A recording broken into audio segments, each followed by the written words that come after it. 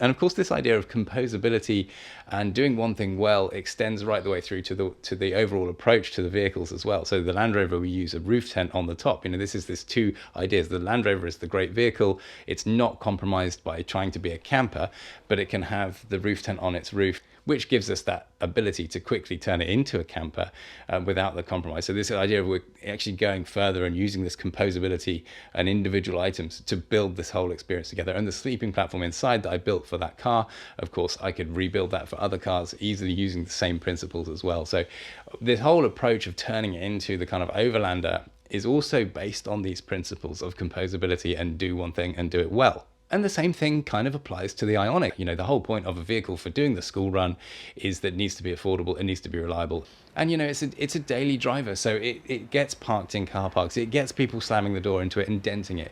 So in some sense, there is actually a real benefit to it literally having less value in its own right as well. And from an engineering perspective, this is a really interesting vehicle. It has a proper Type 2 charger, unlike the Leaf.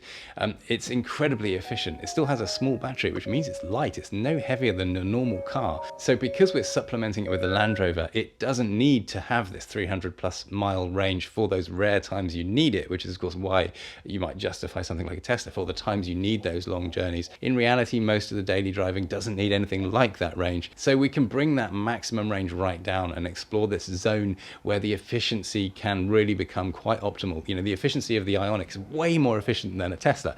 I'll get 6 miles to the kilowatt hour out of this in good conditions. I tell this to people who've got sort of more modern EVs, and their minds are blown. It's phenomenally efficient, and that means it can get this 200-mile range in a car that's really affordable to buy. You can pick these up for probably under about £10,000 now. For a car that has enough miles left in it to last 10 years. The economics of this are staggering. So this is the perfect affordable daily driver.